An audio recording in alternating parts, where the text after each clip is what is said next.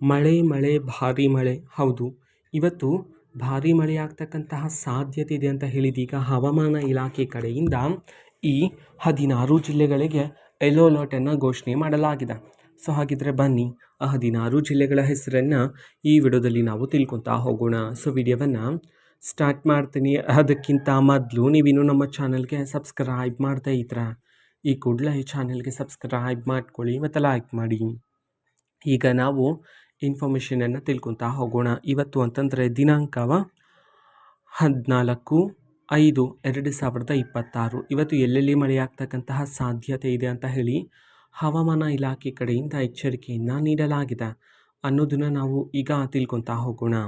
ಹೌದು, ಸೊ ನೋಡಿ, ಇವತ್ತು 16 ಜಿಲ್ಲೆಗಳಲ್ಲಿ ಭಾರೀ ಮಳೆಯಾಗ್ತಕ್ಕಂತಹ ಸಾಧ್ಯತೆ ಇದೆ ಅಂತ ಹೇಳಿ ತಿಳಿಸಿರ್ತಕ್ಕಂಥದ್ದು. ಆ 16 ಜಿಲ್ಲೆಗಳ ಹೆಸರು ಹೀಗಿದೆ.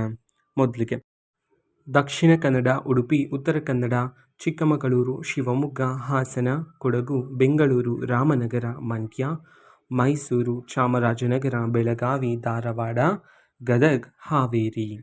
ಈ 16 ಜಿಲ್ಲೆಗಳಲ್ಲಿ ಇವತ್ತು ಭಾರೀ ಮಳೆಯಾಗ್ತಕ್ಕಂತಹ ಸಾಧ್ಯತೆ ಇದೆ ಅಂತ ಹೇಳಿದೀಗ ಹವಾಮಾನ ಇಲಾಖೆ ಕಡೆಯಿಂದ ಎಚ್ಚರಿಕೆಯನ್ನಾದರೆ ನೀಡಲಾಗಿದೆ. ಓಕೆನಾ?